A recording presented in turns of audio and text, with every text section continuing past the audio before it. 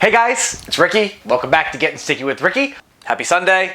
Hope everybody survived the snow this week. If you live on the East Coast. If you live on the West Coast, you probably didn't get any snow. Well, it depends on where at in the West Coast you were. Anyway, I'm rambling, sorry. Yeah, we got pounded, and not in a good way. Today, we're gonna be exploring tofu again. Tofu! I know, you vegetarians and vegans are so excited. I'm excited. This month's tofu recipe actually comes from a cookbook. Remember I said I was gonna explore some of those hundreds of cookbooks that I have? We're exploring one today.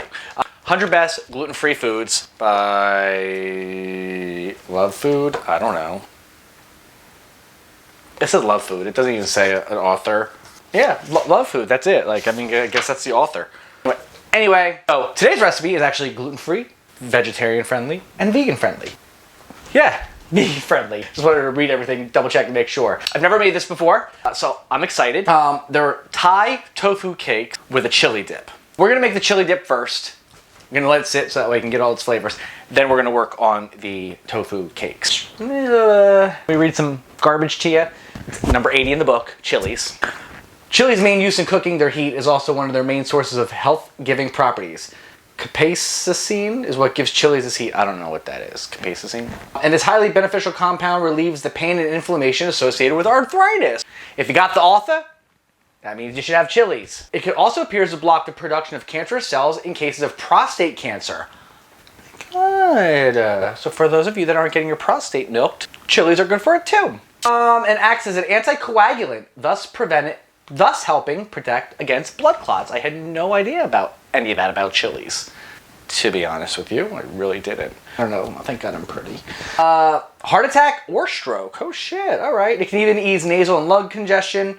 That I could probably understand because the chilies, you know, when you eat spicy stuff, it opens up. Recent research shows, and how recent is this? Let's see. This was published in 2016, so it's 5 years old. Research changes daily. I mean, look at the coronavirus. Recent research shows that chili consumption helps to lower the amount of insulin required to lower blood sugar after a meal, and so could help diabetics and people who are insulin resistant. This useful spice can also lower LDL cholesterol in the blood. In general, the hotter the chili, the more capsaicin it contains. I don't know, thank God I'm pretty. I don't know how to pronounce it, and I'm gonna look it up. The hottest varieties include habanero, Thai, and Scotch bonnet. Scotch bonnet. I know, remember we cooked with Scotch bonnet peppers? We did the jerk chicken pot pie. If you didn't check out that video, go back and give it a watch. That was really good, I really liked that. Remove the seeds from the chilies before you eat, blah, blah, blah. Oh wait, removing the seeds from chilies before use makes them milder, but it also reduces the amount of antioxidants. Because I guess the seeds is where all that shit's at. We're gonna start off with the chili dip first, like I said, all right? Hey. That's the tofu for later. I already pressed and drained it. First, we're gonna add 3 tablespoons of white distilled vinegar. 1, 2, 3.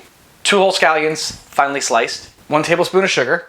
2 fresh red chilies, de-seeded, finely cut. You got 2 tablespoons of fresh cilantro, chopped finely. A pinch of salt. Whisk. Okay, so that's supposed to be the sauce. I don't know. Is it supposed to look like that? I mean, I measured everything properly. I just feel like there's too much solid in there and not enough liquid. We're gonna go off this recipe a little bit. We're adding 1 more tablespoon of vinegar. I mean, the flavors are there, but I just don't feel like this was enough sauce. Or, I don't know, the ratio, the consistency of it. What happened now? There you have it. There's a sauce. It's good. I mean, it's good.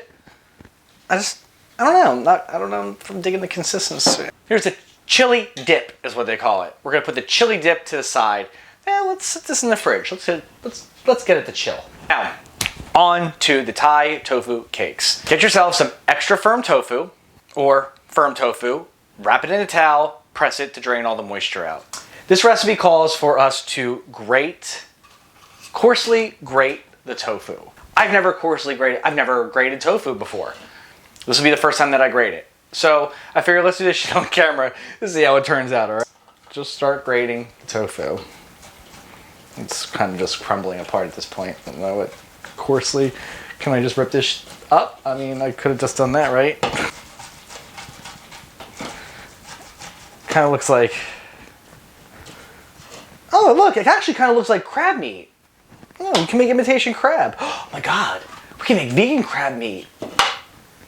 We can add some like salt to this and and make it like taste seafoody, like from the sea. Oh my God, I'm not gonna put that in my video because in case somebody steals my idea. Grate the hell out of this. 1-ounce block of grated, coarsely grated, firm tofu. Turned out pretty good. 1 whole lemongrass stem, finely cut up. Like finely, this got a bite to it. You don't want to leave chunks in there. You want to cut the shit out of this. Finely chop it, okay? 2 cloves of garlic, mince, chopped, whatever. Piece of ginger root, peeled, grated, 1 inch long, okay? This recipe called for 2 kaffir lime leaves, finely cut up. It says optional. Gonna try something else. This will be the second modification to this recipe that we're making. I'm doing lime zest. So 1 whole lime zest, 2 shallots, 2 of those chilies again, seeded, finely chopped, 1/4 cup of fresh cilantro, 1/2 teaspoon of salt, 3/4 cup of gluten-free flour. Any gluten-free flour will do. If you're not concerned with being gluten-free, you can actually just use regular flour. So 3/4 cup. We're gonna mix this all together till we get supposed to be like a sticky paste. So I'm noticing, tell you something, stirring it just ain't making it a sticky paste. You gotta press that shit together.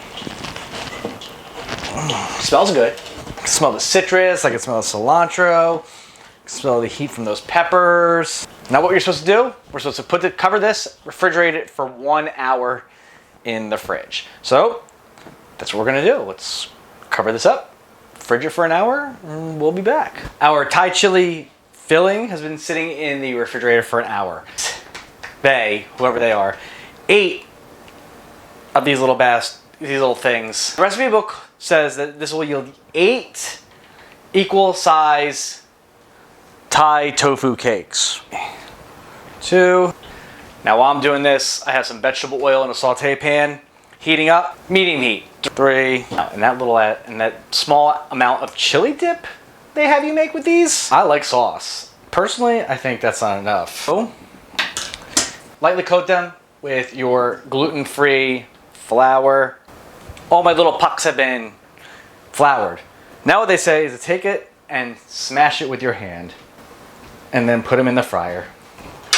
I got my paper towel here on a plate. And there they go, as I make a mess. 3 minutes each side. I'll flip them over.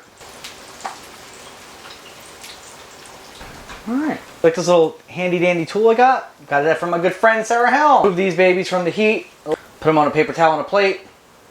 Here's our Thai chili cakes. And put a little bit of this sauce over top.